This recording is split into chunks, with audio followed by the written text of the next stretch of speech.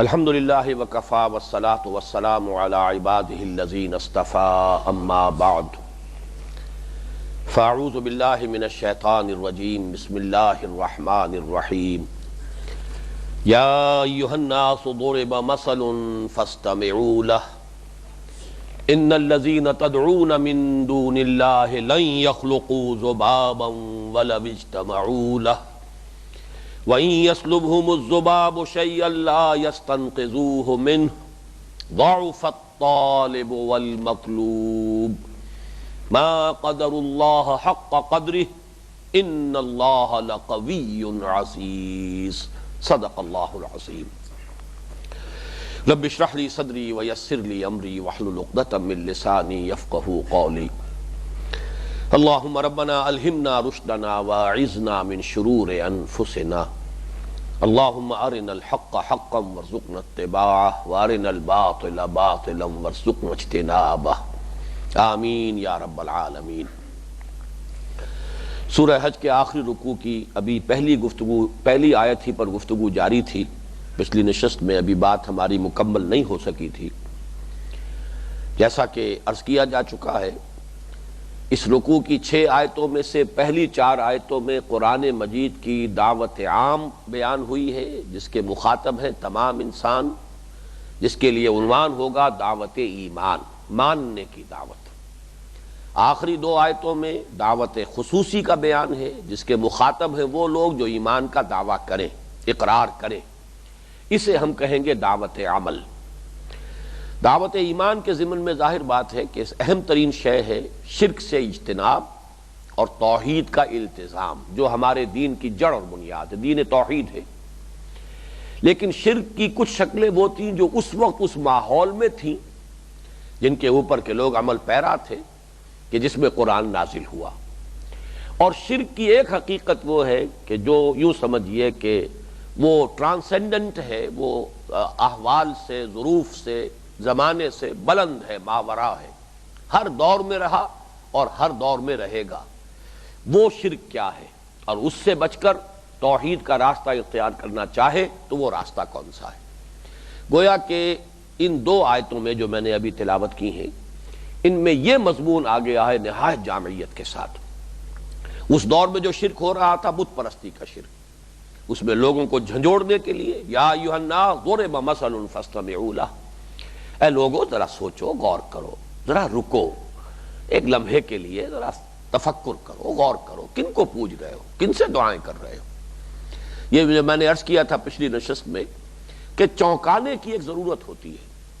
اس کی ایک بڑی اہم مثال ہے تاریخ انبیاء میں حضرت ابراہیم علیہ السلام کا وہ عمل کہ جب پوری کی پوری قوم باہر چلی گئی تھی، کوئی جنم اشٹمی کا میلہ ان کے ہاں بھی ہوتا ہوگا، شہر سے باہر جا کر کوئی پوجا پاٹ کا کوئی ان کا ایک سالانہ کوئی تہوار تھا۔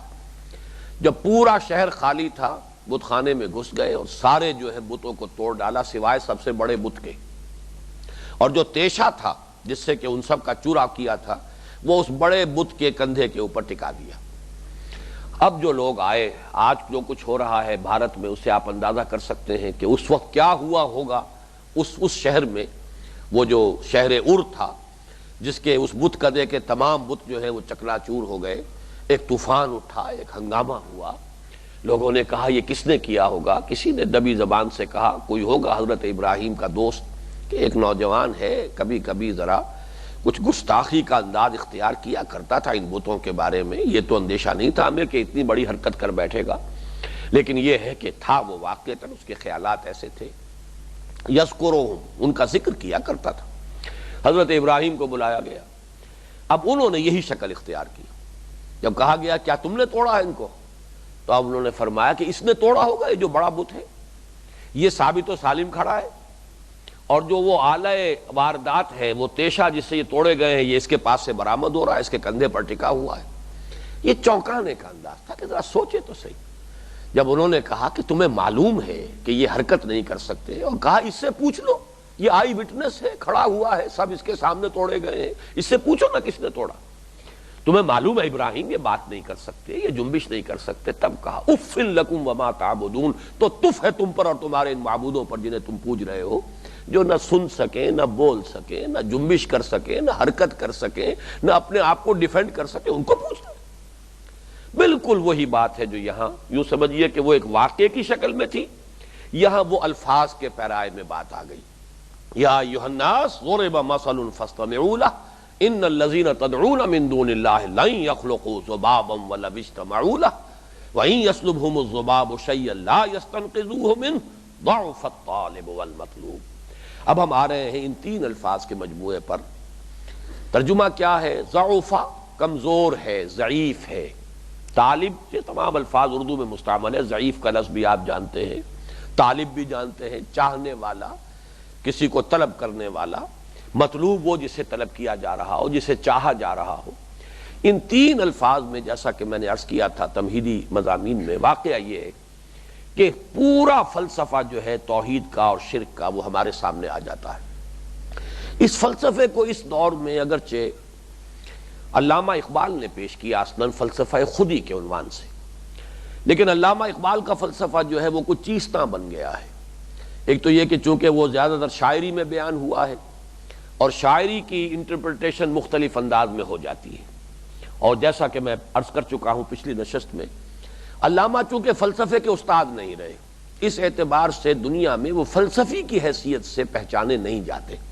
ان کا کوئی مقام ہے بھی تو وہ متکلم کا ہے کہ اسلامی اعتقادات اور ایمانیات کو انہوں نے کچھ کنٹمپریری جو بھی علمی ایک سطح ہے اس کے اوپر اس کے اس بات کی کوشش کی ہے ریکنسٹرکشن میں، لیکن اصلاً در حقیقت یہ فلسفہ انہی کا ہے، لیکن اس کو ایک فلسفے کی شکل میں مدون کیا ہے ڈاکٹر رفیع الدین مرحوم مغفور نے۔ ان کی بڑی مارکت الارا کتاب ہے، اور میرا یہ اصول ہے جب بھی کبھی اس قسم کی کوئی بات بیان کرتا ہوں تو جس کا کریڈٹ ہے اسی کو جانا چاہیے اور اسی کے حوالے سے بات سامنے آنی چاہیے۔ اس کا یہ بھی فائدہ ہے جن لوگوں کو دلچسپی ہو جائے گی وہ اوریجنل کتاب جو ہے اس کا مطالعہ کرنے کی کوشش کریں گے۔ مارکت الارا کتاب ہے ان کی، آئیڈیالوجی آف دی فیوچر۔ اس کے علاوہ انہوں نے فرسٹ پرنسپلز آف ایجوکیشن کتاب لکھی، وہ بھی در حقیقت اسی فلسفے پر مبنی ہے۔ مینیفیسٹو آف اسلام کتاب لکھی، وہ بھی اسی پر مبنی ہے۔ ایک ہی خیال ہے جس کو کہ انہوں نے مختلف پیرایوں میں مختلف اعتبارات سے مختلف موضوعات کے ذیل میں بیان کیا ہے۔ وہ فلسفہ کیا ہے اس کو میں چاہتا ہوں 1 2 3 4 کر کے اس کے کچھ نکات آپ نوٹ کر لیں۔ سب سے پہلی بات نوٹ کرنے کی یہ ہے کہ انسان اور حیوان میں ایک بنیادی فرق یہ ہے کہ حیوانات کا کوئی اپنا مقصد زندگی نہیں ہوتا، جبکہ انسان کوئی نہ کوئی اپنے لیے نسب العین، کوئی مقصد، کوئی آدرش، کوئی آئیڈیل معین کرتا ہے۔ یہ ایک بنیادی فرق ہے انسان میں اور حیوان میں۔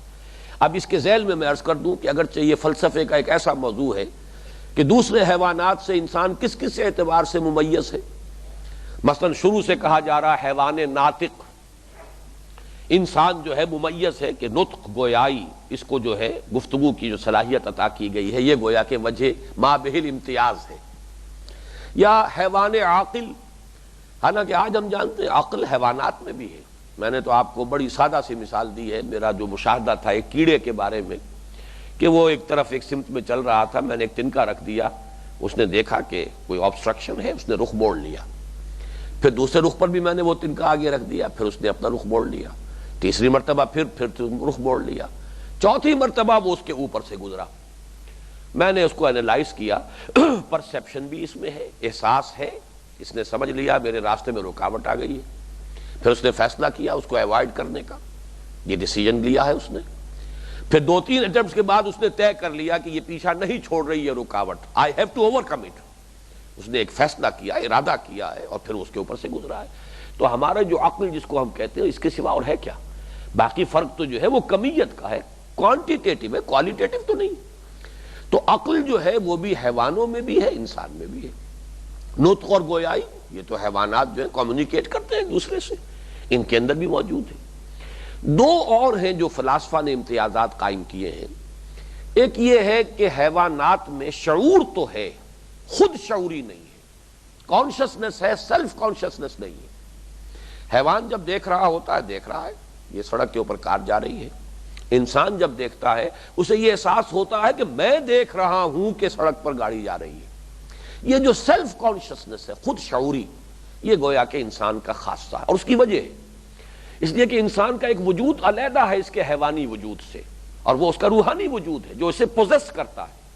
جب میں کہتا ہوں میرا ہاتھ، میرے پاؤں، میری آنکھ، میری زبان، میرا جسم، تو میں کون ہوں؟ میں کچھ اور ہوں نا، ان چیزوں کے علاوہ میرا کوئی وجود ہے، تبھی تو میں یہ پوزیسو موڈ جو ہے اس کا ایڈجیکٹو کا استعمال کر رہا ہوں، میرا وجود، میرا جسم، میرا، یہ میں کون ہے؟ یہ کچھ اور شے ہے، میں کوئی اور حقیقت ہے کہ جو ان چیزوں کی مالک ہے۔ تو اس اعتبار سے شعور سے آگے بڑھ کر خود شعوری، سیلف کانشسنس۔ لیکن چوتھی بات یہ ہے جو میں بیان کر رہا ہوں ڈاکٹر رفیع الدین صاحب کے فلسفے کے اعتبار سے، حیوان کا کوئی مقصد زندگی نہیں ہے، وہ خالص جبلت کے تحت زندہ ہے، پیٹ کھانے کو مانگتا ہے اور جبلی طور پر اسے معلوم ہے مجھے کیا کھانا ہے کیا نہیں کھانا۔ شیر کے بچے کو پتا ہے میں نے گھاس نہیں کھانا، گوشت کھانا ہے، بکری کے بچے کو پتا ہے میں نے گوشت کو منہ نہیں لگانا، گھاس کھانی۔ یہ ساری جبلتیں ہیں اس کے اندر، انہی جبلتوں کے تحت وہ زندہ ہے۔ اسی طریقے سے سیکس ہے، سیکشول ارج ہے، پریزرویشن آف دی اسپیشیز ہے، یہ بھی جبلت ہے۔ تو حیوان در حقیقت زندہ نہیں ہوتا، زندگی اس کو گزار رہی ہوتی ہے، اس کی کوئی اپنی زندگی کے اندر کوئی مقصد، کوئی نصب العین نہیں۔ یہ دوسری بات ہے کہ انسان اسے اپنا ذریعہ بنا لے، آلہ بنا لے، اس سے کوئی کام لے لے، مطلب براری کر لے، اس سے مقصد حاصل کر لے، اس کا اپنا کوئی مقصد نہیں، جبکہ انسان وہ ہے کہ جو اپنا کوئی نہ کوئی مقصد معین کرتا ہے۔ پہلی بات اگر واضح ہو گئی تو اس کی ایک کرولری ہے، وہ یہ ہے جو انسان بغیر کسی معین مقصد کی زندگی گزار رہا ہو، معلوم ہوا کہ وہ انسان کے پیکر میں حیوان ہے، انسان نہیں ہے، وہ زندہ ہے حیوانی سطح پر۔ اس لیے کہ انسان تو وہی ہوگا جس نے اپنا کوئی مقصد معین کیا ہو، کوئی آئیڈیل، کوئی آدرش، کوئی نصب العین، وہ پست ہو بلند ہو، اس کی بحث بعد میں کریں گے۔ کوئی نہ کوئی آئیڈیل، کوئی نہ کوئی نصب العین، کوئی نہ کوئی مقصود، کوئی نہ کوئی مطلوب معین ہے تو انسان ہے، ورنہ وہ انسان نما حیوان ہے۔ اور یہ وہ بات ہے جو قرآن کہتا ہے دو مختلف پیرایوں میں۔ ایک تو پیرایا وہ ہے اولئک کالانعام بل ھم اضل، یہ چوپایوں کے مانند ہیں بلکہ ان سے بھی گئے گزرے ہیں، اس لیے کہ چوپائے تو پیدا ہی اس لیول پر کیے گئے تھے، انہیں پیدا کیا تھا ہم نے احسن تقویم میں، گر گئے ہیں اس سطح پر تو یہ ان سے بھی گئے گزرے ہیں۔ لہم قلوب لا یفقہون بہا ولہم اعین لا یبصرون بہا ولہم آذان لا یسمعون بہا اولئک کالانعام بل ھم اضل۔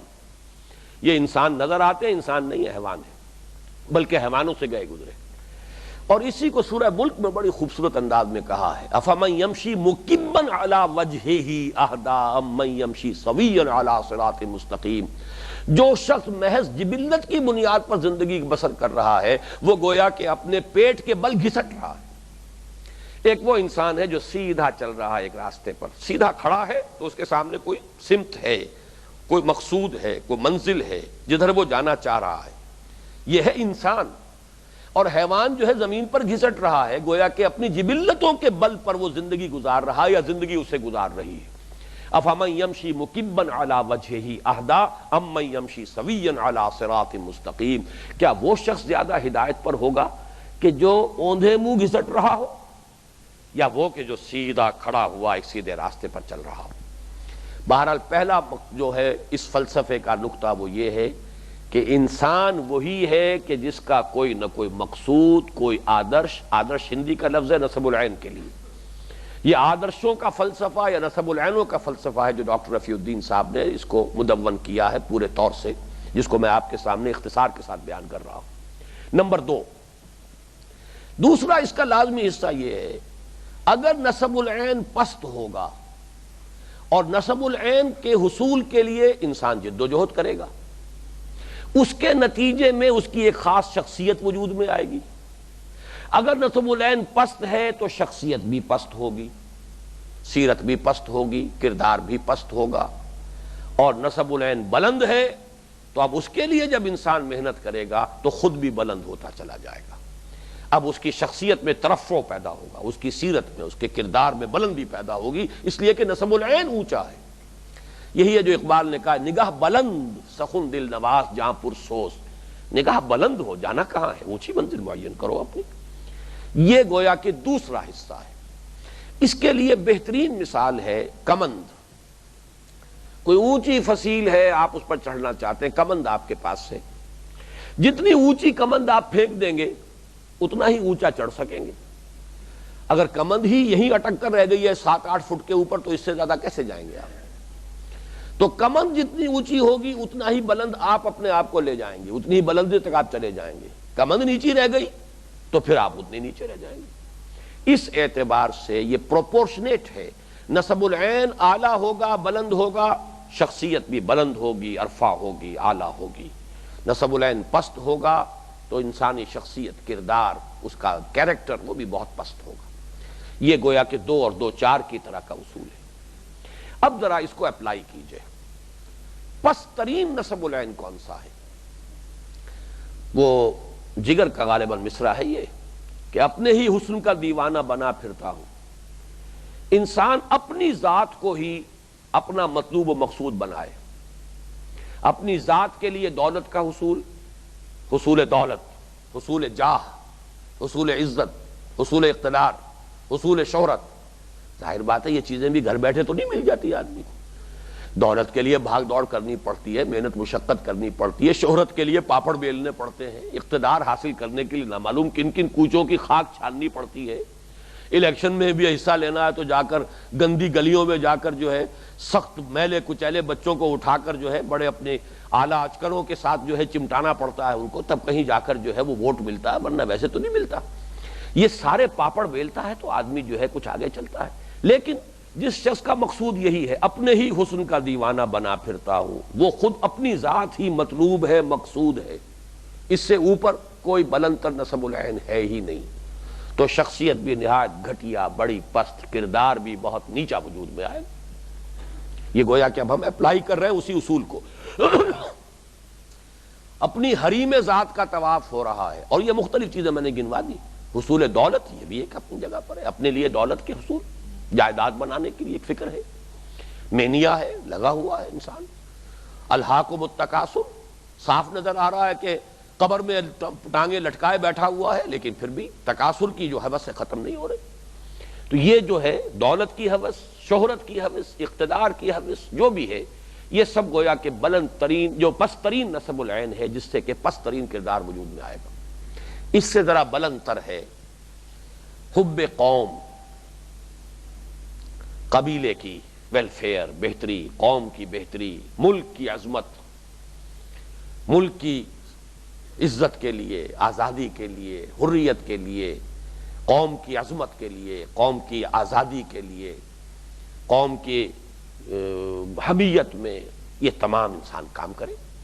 یقیناً پہلے سے بلند تر ہو گیا انسان، اور اس وقت میں یہ یوں سمجھیے کہ یہ ذرا ایک جملہ معترضہ ہے اس وقت، ہم مسلمانان پاکستان کا خاص طور پر اور پوری دنیا کے مسلمانوں کا عام طور پر المیہ اس وقت یہ ہے کہ ہم پہلے لیول پر زندگی گزار رہے ہیں، ہمارے اندر یہ دوسرا لیول بھی نہیں ہے، حب قوم بھی نہیں ہے، حب وطن بھی نہیں ہے۔ حب وطن بھی ایک اعلیٰ نسب العین ہے، اس پہلے کے مقابلے میں اعلیٰ ہے۔ اپنے وطن کے ساتھ تو آدمی مخلص ہوگا، اپنے وطن سے تو فراڈ نہیں کرے گا، اپنے ملک کی آزادی کا سودا تو نہیں کرے گا، اپنے ملک کے لیے اسلحہ کی خرید کے اندر کمیشن لے کر جو ہے وہ غلط مال تو نہیں خرید لے گا، کم سے کم اپنے ملک کے ساتھ تو سنسیئر ہوگا۔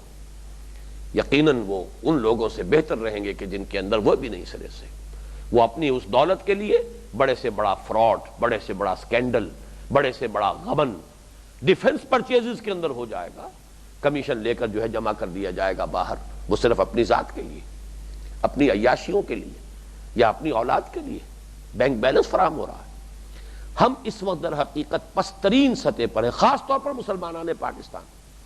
باقی دنیا میں جو مسلمان اقوام ہیں ان میں کوئی نہ کوئی نیشنلزم موجود ہے۔ ترکوں میں ٹرک نیشنلزم ہے، ترک قوم کے لیے ان کے اندر ایک حمیت ہے، غیرت ہے، اس کے لیے ایثار اور قربانی کا مادہ موجود ہے۔ عرب نیشنلزم، عرب اپنی نسل کی بنیاد کے اوپر کوئی نہ کوئی نیشنلزم ان کے اندر ہے۔ یہاں تو سرے سے خلا ہے، یہاں نیشنلزم بھی کوئی نہیں۔ پاکستانی نیشنلزم میں تفصیل سے لکھ چکا ہوں اپنی کتاب میں استحکام پاکستان میں، اس کا کوئی وجود ہے ہی نہیں، نہ کبھی یہ وجود میں آ سکتا ہے، یہ تو ناممکنات میں سے میرے نزدیک تو یہ یعنی یوں سمجھیے کہ جس کو ہم کہیں کہ امپاسبل جو چیزیں ہوتی ہیں ان میں سے۔ اس لیے کہ اس کی خیر اپنی منطق ہے جس کو میں اس وقت بیان نہیں کر رہا، وہ میری کتاب استحکام پاکستان ہے، اس میں میں نے پوری تفصیل سے بیان کیا۔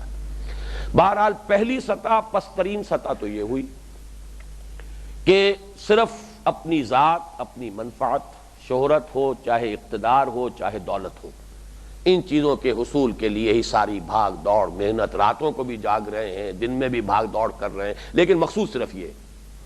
لیکن اس سے بلندر قوم، ملک، ان کو سب کو ایک جگہ کر لیجئے، قوم، ملک۔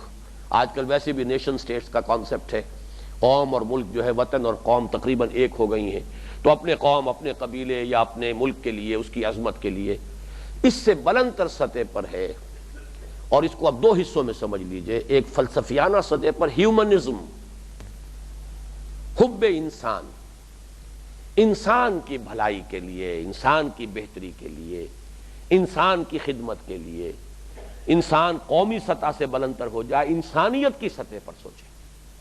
اور اسی کا ایک شیڈ یہ ہے کہ انسانوں کے لیے بہتر نظام، بہتر فلسفہ، بہتر آئیڈیالوجی، تاکہ ایک زیادہ منصفانہ معاشرہ قائم ہو جائے، تاکہ اونچ نیچ نہ رہے، تاکہ ایکسپلائٹیشن نہ ہو، تاکہ انسان جو ہے ان پر جبر نہ ہو، استبداد نہ ہو۔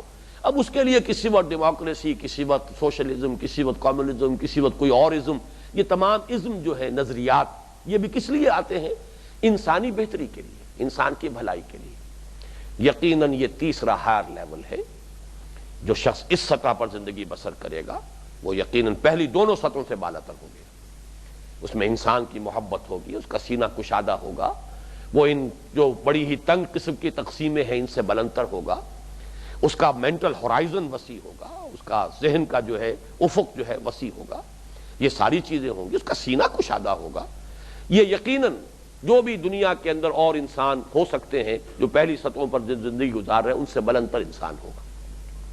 اور اس کو ڈاکٹر رفیع الدین صاحب نے بہت خوبصورتی سے بیان کیا ہے کہ اگرچہ سائیکالوجسٹ کے نزدیک سب سے زیادہ پورٹنٹ محرکات جو ہے وہ پریزرویشن آف دی سیلف اور پریزرویشن آف دی اسپیشیز ہے، آدمی کو اپنی جان سب سے زیادہ عزیز ہے، لیکن ہم دیکھتے ہیں کہ اپنے نظریے کے لیے انسان اپنی جان کی قربانی دیتا، اپنے قوم کی عظمت کے لیے جو ہے ہراکری کر رہے ہیں۔ جاپانی جو ہے اپنے ہی ہاتھ سے اور اپنے ہی خنجر سے اپنا پورا پیٹ چاک کر رہے ہیں قوم کی عظمت کے لیے، بم کے اندر بیٹھ کر جا رہے ہیں سٹیئر کرتے ہوئے، اور لے جا کر اسے اپنے سمیت چمنی کے اندر اتر گئے ہیں کسی بحری جہاز کے۔ انہیں پتا ہے جب یہ بم پھٹے گا تو میرا تو شاید ایک ایک ریزہ وہ ایٹمک جو ہے شاید میرا ڈسیکشن ہو جائے، باقی یہ لیکن کر رہے ہیں۔ کوئی نہ کوئی فلسفہ ذہن میں ہے۔ بڑا پیارے اشعار ہیں وہ، ایک تصور کے حسن مبہم پر ساری ہستی لٹائی جاتی ہے۔ یہ تصوریت ہے، آئیڈیلزم ہے۔ کبھی وہ آئیڈیلزم قوم کی شکل میں ہوتا ہے، قوم آئیڈیل بن گئی، قوم مطلوب ہے، قوم مقصود ہے، قوم محبوب ہے۔ کبھی وہ آئیڈیلزم وطن کی شکل میں ہے، کبھی وہ شہنشاہ ہیرو ہیٹو دیوتا بنا بیٹھا ہے، دیوتا کی خوشنودی کے لیے کر رہے ہیں، کبھی وہ سوشلزم کے لیے کر رہے ہیں، پورے پورے خاندان جو ہے ان کے کولوؤں کے اندر پلوا دیے جا رہے ہیں، لیکن آدمی کھڑا ہے، اس کے اندر استقامت ہے، وہ کر رہا ہے، اپنے خیال میں وہ نوع انسانی کی بھلائی کے لیے کوشاں ہے۔ تو معلوم ہوا کہ انسان کا سب سے پورٹنٹ جو ہے موٹیو یہ پریزرویشن آف دی سیلف نہیں ہے، ورنہ وہ کیسے اپنی جان قربان کرنے کے لیے تیار ہو جاتا کسی مقصد کے لیے، نسب العین کے لیے۔ پریزرویشن آف دی اسپیشیز نہیں ہے، ورنہ کیسے انسان اپنے سامنے اپنے بچوں کو اور اپنے اہل و عیال کو کولوؤں کے اندر پلوا دیتا، دیکھتا ہوا۔ یہ سب کچھ کیا ہے، سقراط نے زہر کا پیالہ پی لیا ہے۔ تو پریزرویشن آف دی سیلف جو ہے، اس معلوم ہوا اس سے بلندر کوئی شے ہے کوئی انسان کے اندر، تو معلوم ہوا کہ اصل شے ہے نسب العین، کوئی آئیڈیل، کوئی آدرش، کوئی مطلوب، کوئی مقصود، کوئی انسان کا محبوب ہو۔ یہ ہے تیسرا لیول جو میں نے بیان کیا۔ اب ایک بڑی اونچی چھلانگ لگانی پڑے گی، جیسا کہ میں اس سے پہلے اقسام شرک کے ضمن میں بھی اور سورہ لقمان کے دوسرے رکوع کے ضمن میں جو توحید تک رسائی ہوتی ہے انسان کی، کہ یہ تمام سلسلہ اسباب جو ہے ایک دم انسان چھلانگ لگاتا ہے کہ مسبب الاسباب ہے کوئی ایک جس کے ہاتھ میں ہے یہ سارا سلسلہ اسباب۔ ہوائیں چل رہی ہیں سورج کی حرارت سے اور تمازت سے، پانی کے بخارات بن رہے ہیں سورج کی حرارت سے اور تمازت سے، بارش برس رہی ہے، فصلیں پک رہی ہیں سورج کی تمازت سے، سورج دیوتا ہے ہاتھ جوڑ دیے، سورج کے سامنے ڈنڈوت ہو رہی ہے۔ سورج کو سجدہ کیا جا رہا ہے. ہمارا پورا وجود جو ہے اس پلینٹ کا پر ساری زندگی کا پورا نظام اس سورج کے ساتھ وابستہ ہے. تو کیوں نہ سر جھکائیں اس کے سامنے, کیوں نہ اسے سجدہ کریں. بس اس کے بعد ایک چھلانگ, یعنی یہ باتیں ساری صحیح ہیں, آج بھی سائنس بھی بتا رہی ہے سورج کی تمازت ہی سے سب کچھ ہو رہا ہے. سورج ہی کی تمازت ہے, یہ سولر انرجی جو ہے یہی تو سورس ہے ساری انرجی کی. آپ لکڑی جلا رہے ہیں, آگ بنا رہے ہیں, وہ لکڑی میں کہاں سے آ گئی وہ انرجی؟ وہ سولر انرجی ہے جو فوٹو سنتھسس کے اس پروسیس کے تحت ان درختوں کے پتوں کے ذریعے سے وہ سولر انرجی جو ہے جذب ہوئی ہے, اور وہ ان لکڑیوں کے اندر ہے جنہیں آپ جلا کر آگ بنا دیتے ہیں. تو لیکن ایک چھلانگ ہے اس کے بعد, یہ تمام سلسلہ اسباب, لیکن ایک مسبب الاسباب. الحمدللہ رب العالمین, کل حمد کل شکر کل سپاس اللہ کے لیے ہے جو تمام جہانوں کا پروردگار ہے. یہی چھلانگ یہاں لگانی ہوگی. اپنی ذات سے بلندر قوم وطن, قوم اور وطن سے بلندر انسانیت, نظریات, عزم, لیکن سب سے اعلیٰ اللہ. لا مقصود الا اللہ, لا مطلوب الا اللہ, لا محبوب الا اللہ. یہ چھلانگ انسان لگا لے تو اس بلندی پر پہنچ گیا. اب صرف انسانی محبت نہیں ہوگی. آج کے دور میں بڑے ریلیونٹ ہیں باتیں جو میں اس وقت عرض کر رہا ہوں. آج ماحولیات پر گفتگو ہو رہی ہے, ٹی وی پر دیکھیں, ریڈیو پر دیکھیں, اخبارات میں دیکھیں, کانفرنسیں ہو رہی ہیں. یہ پودے جو ہیں یہ بھی ہمارے لیے, ہمارے اس پلینٹ کے اوپر ہمارے وجود کے لیے, یہ جنگلات, اس ماحول کو اس طریقے سے رکھنا, یہ تو سب آرگینک ہول ہے. یہ پوری حیات جو ہے در حقیقت ان تمام چیزوں کا سم ٹوٹل ہے جس کے نتیجے میں یہ اس پلینٹ کے اوپر یہ زندگی اور یہ نظام چل رہا ہے. معلوم ہے صرف انسانوں سے محبت نہیں, حیوانوں سے محبت, صرف حیوانوں سے محبت نہیں, درختوں سے محبت. یہ جب کیفیت ہوگی, کیوں؟ اس لیے کہ میں یہ آپ کو سنا چکا ہوں کسی اور درس میں, الخلق عیال اللہ, تمام مخلوقات اللہ کے کنبے کے مانند ہیں. جب اللہ سے محبت ہو گئی, اللہ محبوب ہو گیا, اللہ مطلوب ہو گیا, اللہ مقصود ہو گیا, باقی کوئی چیز مقصود کے درجے میں نہ رہے. باقی چیزیں استعمال کرو, پانی پیو, اللہ نے تمہارے لیے بنایا ہے. آگ سے اپنی چیزیں پکاؤ, اللہ نے تمہارے لیے پیدا کی ہے. یہ کھاؤ. قل من حرم زینت اللہ التی اخرج لعبادہ والطیبات من الرزق. ان سے کہیے اے نبی, کس نے حرام کیا ان چیزوں کو جو اللہ تعالیٰ نے انسانوں کے لیے, جو زینت کی چیزیں ہیں اور جو طیبات ہیں جو کھانے کے لیے پیدا کی, کس نے حرام کی ہیں؟ یہ تمہارے لیے بنائی. سخر لکم الشمس والقمر, تمہارے لیے سورج اور چاند کو بھی تمہاری خدمت کے اندر لگا دیا ہے, تمہاری ضروریات کی بہم رسانی میں لگا. ان سب کو استعمال کرو, استعمال کرو, کسی کو مقصود نہ بنا لینا. حقوق ادا کرو لیکن کسی کو مطلوب نہ بنا لینا. اولاد بھی کہیں مطلوب نہ بن جائے, والدین بھی کہیں مطلوب نہ بن جائے, قوم بھی کہیں مطلوب نہ بن جائے, نوع انسانی بھی کہیں مطلوب نہ بن جائے. مطلوب صرف اللہ. یہ ہے وہ بلند ترین نسب العین, یہ ہے اعلیٰ ترین آدرش. اسی کو کہا ہے علامہ اقبال نے, یزداں بکمن داور ہمت مردانہ. میں نے چونکہ کمند کی مثال دی تھی پچھلی نشست میں, آپ کو کمند اونچی پھینکنی ہوتی ہے نا, نگاہیں الجھ نہیں جانی چاہیے. گاہ میری نگاہ تیز چیر گئی دل وجود, گاہ الجھ کے رہ گئی میرے توہمات میں. یہ سارے توہمات ہیں, اس سے محبت, اس سے محبت, اس کو چاہ رہے ہیں, اس کے پیچھے ہلکان ہو رہے ہیں, اس کے حصول کے لیے کوشش کر رہے ہیں, اس کے لیے بھاگ دوڑ کر رہے ہیں. یہ سارا سراب ہے. گاہ میری نگاہ تیز چیر گئی دل وجود. یہ چیر جائے گی دل وجود کب؟ جب کہ آپ کا مطلوب و مقصود صرف اللہ ہوگا. اور جہاں کہیں اللہ سے نیچے کہیں نگاہ اٹک گئی, یہ ہے وہ مضمون جو آیا ہے سورۃ البقرہ میں. ذرا لگائیے یہ آیت یہاں پر.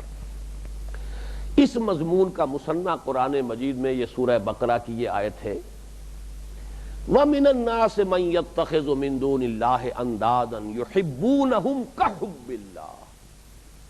عظیم, اس کے ایک ایک حرف پر غور کیجیے. لوگوں میں سے وہ بھی ہیں جو اللہ کے سوا کچھ چیزوں کو, کچھ ہستیوں کو, کچھ نظریات کو, کچھ تصورات کو, ایک تصور کے حسن مبہم پر ساری ہستی لٹائی جاتی ہے. زندگی ترک آرزو کے بعد کیسے سانسوں میں ڈھالی جاتی ہے. جب کوئی نسب العین نہیں رہتا تو بس سانس آ رہے ہیں. ہیومن ویجیٹیبل ہے, انسان نہیں, حیوان ہے, انسان نہیں ہے. وہ زندگی بسر نہیں کر رہا، زندگی اسے بسر کر رہی ہے۔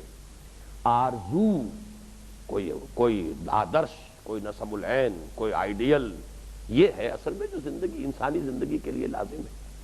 تو ایک تصور کے حسن مبہم پر آخر کتنے لوگوں نے کمیونزم کے لیے جانیں دی ہیں، کتنے لوگوں نے شہنشاہ ہیرو ہیٹو کے لیے اپنے آپ کو ہلاک کیا، اپنے ہاتھ سے ہرا کری کی ہے، کتنے لوگوں نے وطن پر اپنے آپ کو نثار میں تیری گلیوں کے اے وطن کے، جہاں اپنے وطن کے اوپر ہی نثار ہو رہے ہیں اور بھارت ماتا کی جے ہو رہی ہے۔ یہ سب کچھ ہوا ہے دنیا میں، لوگوں نے جانے دی ہیں۔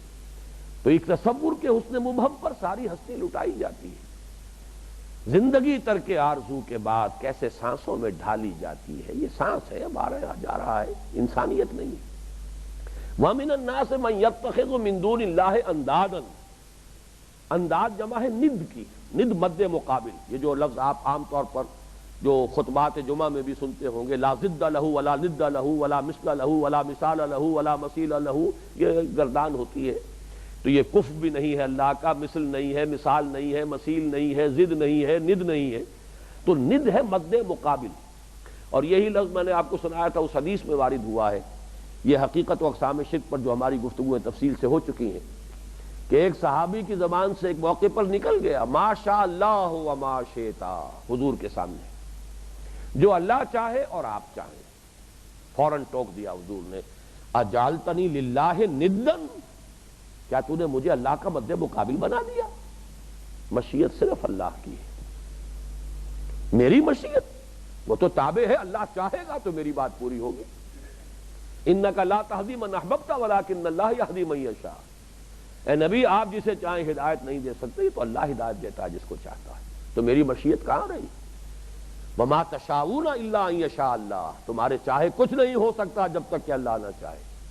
تو توحید کیا ہے کہ مشیت صرف اللہ کی، اور یہاں چونکہ بریکٹ کر دیا تم نے مجھے اللہ کے ساتھ، اجعلتنی للہ ندن، کیا تم نے مجھے اللہ کا مد مقابل بنا دیا؟ یہ ند کی جمع آ گئی انداد۔ وَمِنَ النَّاسِ مَن يَتَّخِذُ مِن دُونِ اللَّهِ أَندَادًا يُحِبُّونَهُمْ كَحُبِّ اللَّهِ، یہ کا جو حرف آیا ہے حرف جار، محبت کرتے ہیں ان سے جیسے اللہ کی محبت۔ کیا معنی اس کے؟ اصل میں انسان کے اندر جو اس کی روح ہے، جو اس کا معنوی، جو اس کا وجود ہے، جو اس کی اصل حقیقت ہے، اس میں اصل جذبہ کس کا ہے؟ اللہ کی محبت کا ہے۔ یہ مثنوی مولوی معنوی کا جو پہلا شعر ہے کہ بشنو از نئے چو حکایت می کند بس جدائی ہا شکایت می کند، یہ اس فلسفے کا یوں سمجھیے الفابیٹ ہے، الف باتا ہے۔ روح انسانی میں اللہ نے اپنی محبت کوٹ کوٹ کر بھری ہوئی۔ ہوتا یہ ہے کہ بجائے اللہ کے آپ وہی محبت کسی اور جگہ جا کے چپکا دیتے ہیں، اٹیچ کر دیتے ہیں۔ ہے آپ کے اندر یہ محبت کا جذبہ کہ مجھ سے محبت کرو، مجھے چاہو، مجھ سے لو لگاؤ، میری یاد میں کبھی تمہاری آنکھوں میں آنسو آ جائے، کبھی میرے خوف سے تمہاری دل جو ہے لرز جائے، میرے اجر و ثواب کی آرزو تمہارے دلوں میں انگڑائیاں لے، میرے رضا کے تم جویا بن جاؤ۔ جو یریدون وجہہ، جو اللہ ہی کے روح انور کے طالب بن جاتے ہیں۔ اصل میں تو اس روح کے اندر محبت کوٹ کوٹ کر بھری ہوئی ہے۔ یہ تو یوں سمجھیے پاور پیک جسے کہا جاتا ہے، جس کے اندر انرجی پیکٹ ہو۔ روح انسانی میں حب خداوندی کوٹ کوٹ کر بھری ہوئی ہے۔ ہوتا کیا، اٹ از مسپلیسڈ۔ اس کا مطلب کیا، اس کو میں ایک اور مثال سے واضح کر دوں۔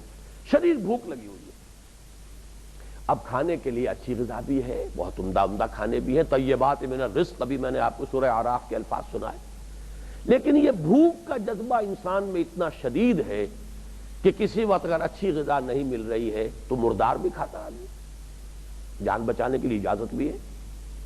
فمن اضطر غیر باغ ولا عاد فلا اثم علیہ، محض جان بچانے کے لیے تو سور بھی کھا سکتے ہیں آپ، مردار بھی کھا سکتے ہیں، تو کیوں مجبوری ہے؟ یہ آپ کا ایک تقاضا ہے جو آپ کو لازماً پورا کرنا ہے۔ اسی طریقے سے محبت کا جذبہ انسان میں رکھا گیا کہ اللہ سے محبت کرو، لیکن اگر اللہ تک آپ کے ذہن کی رسائی نہیں ہو سکی تو کہیں نہ کہیں کسی نہ کسی کو تو پوجنا ہے، کسی نہ کسی سے تو محبت کرنی ہے، کسی نہ کسی کے فراق میں تو تڑپنا ہی ہے، کسی نہ کسی سے تو لو لگانی ہی ہے۔ یہ تو آپ کا انسٹنکٹ ہے، وہ انسٹنکٹ ہے اینیمل انسٹنکٹ، یہ آپ کا انسٹنکٹ ہے، آپ کی روح کا انسٹنکٹ۔ جیسے آپ کی حیوانی جبلت میں بھوک ہے، جیسے آپ کی حیوانی جبلت کے اندر آپ کا جنسی جذبہ ہے، اسی طرح آپ کی روحانی جو جبلت ہے اس کے اندر ہے محبت، لیکن یہ محبت اب ظاہر بات ہے کہ آدمی کس سے محبت کرے. نگاہ جو ہے اونچی نہیں جا سکی، گاہ میری نگاہ تیز چیر گئی دل وجود، گاہ الجھ کے رہ گئی میرے توہمات میں. جب یہ الجھ کر رہ جاتی ہے تو اسی کو آدمی معبود بنا بیٹھتا ہے. کہیں وطن معبود بن گیا ہے. ان تازہ خداؤں میں بڑا سب سے وطن ہے، جو پیرہن اس کا ہے وہ مذہب کا کفن ہے. اس دور میں میں اور ہے جام اور ہے جم اور، ساقی نے بنا کی روش لطف و ستم اور، تہذیب کے آذر نے ترشوائے صنم اور، مسلم نے بھی تعمیر کیا اپنا حرم اور. ان تازہ خداؤں میں بڑا سب سے وطن ہے، جو پیرہن اس کا ہے وہ مذہب کا کفن ہے. آج وطن کو وہاں لے آیا گیا ہے. اور میں نے ایک مرتبہ یہ بیانات دیے تھے، وہ آپ کو بھی یاد ہوں گے. وطن کی بھی ایک نماز ہے. یہ جو قومی ترانے پر آپ کھڑے ہو جاتے ہیں، یہ وطن کی نماز پڑھتے ہیں. آپ وطن کے کو جو آپ سلامی دیتے ہیں جھنڈے کو، یہ وطن کے مذہب معبود وطن کی سلامی ہے. در حقیقت ہر شے کے لیے ریچولز ہے. جیسے بت کو پوجنے کے لیے ریچول ہے، جیسے اللہ کی عبادت کے لیے نماز ہے، ایسے ہی معبود وطن کے لیے بھی ترانہ گایا جاتا ہے. حمد کا ترانہ ہی تو ہے یہ ترانے جو ہے ترانہ حمد تو ہے وطن کے لیے. اور یہ سلیوٹ جو کرنا ہے اسے، یہ کاہے کے لیے؟ قنوت عبادت کا حصہ ہے. کھڑے ہونا، تعظیماً کھڑے ہونا، یہ عبادت ہے.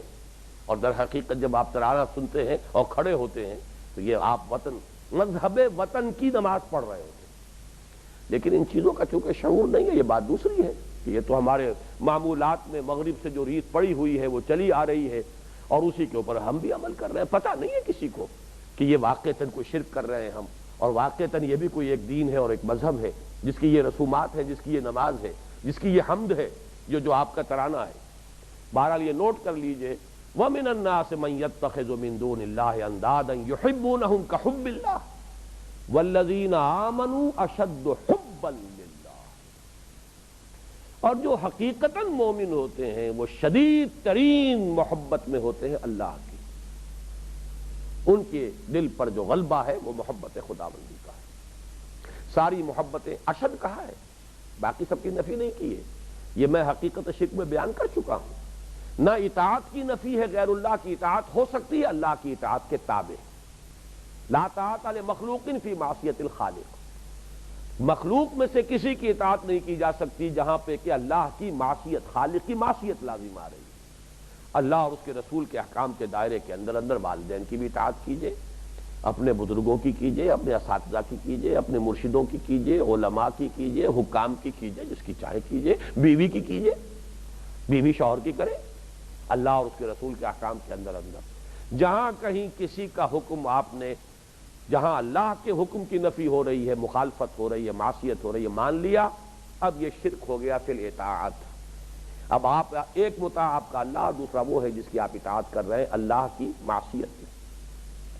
اسی طرح محبت، توحید کا تقاضا کیا ہے؟ محبوب حقیقی اللہ ہو، سب سے اشد محبت اللہ کی ہو، اس کے نیچے نیچے محبت والدین کریں اولاد سے، اولاد کرے والدین سے، بیوی کرے شوہر سے، شوہر کرے بیوی سے، آپ وطن سے بھی کریں. حب الوطن من الایمان.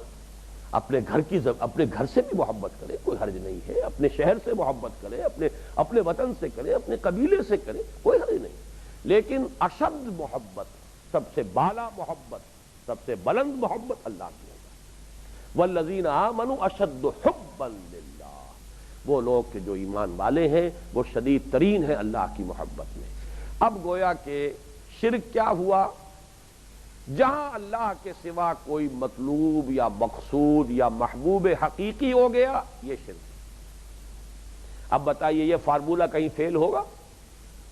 ابد الآباد تک کے لیے جو بھی شرک ہوگا وہ اسی کے تابع ہوگا. یہاں تک کہ وہ جو ہم نے پڑھا تھا ریاکاری شرک ہے. من صلی یرائی فقد اشرکا ومن تصدق یرائی فقد اشرکا ومن صام یرائی فقد اشرکا. جس نے دکھاوے کے لیے نماز پڑھی اس نے شرک کیا، جس نے دکھاوے کے لیے روزہ رکھا اس نے شرک کیا، جس نے دکھاوے کے لیے صدقہ خیرات کیا شرک کیا. کیوں؟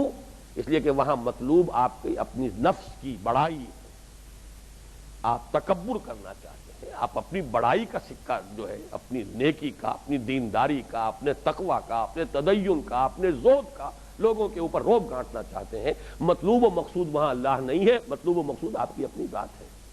وہی پست ترین جو آدرش ہے. جو سب سے نچلا اور گھٹیا جو سب سے نیچے نصب العین ہو سکتا ہے، ریاکاری در حقیقت اس لیول پر آ گئی، یہ شرک ہے۔ اور توحید کیا ہے؟